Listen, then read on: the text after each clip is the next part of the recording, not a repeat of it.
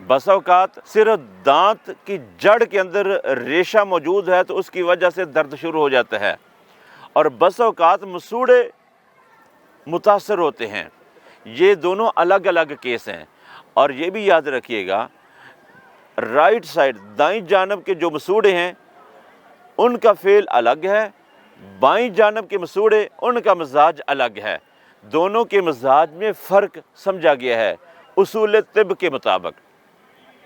اگر تو دائیں جانب کے مسوڑے سوزشناک ہو چکے ہیں اور اس کی وجہ سے یہ شدید ترین درد ہے، تو ایسی صورت میں لونگ 3 عدد، دارچینی انگلی کے 2 پوروں کے برابر کی ٹکڑی اور چائے کی پتی، 3 چیزوں کا قہوہ پینے سے فوراً سکون ہو جائے گا، آرام مل جائے گا۔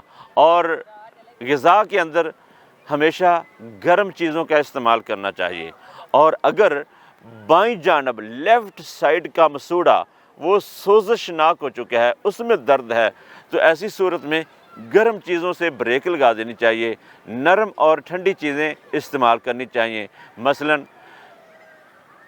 دودھ، الائچی والا دودھ، مکھن کے اندر شکر ڈال کر کھائی جائے، اس سے فائدہ ہوگا۔ ابلے چاول دودھ شکر ڈال کر یہ استعمال کیا جائے، اس سے فائدہ ہوگا۔ سونف اور سبز الائچی کا قہوہ پینے سے بھی فائدہ ہو جائے گا انشاءاللہ۔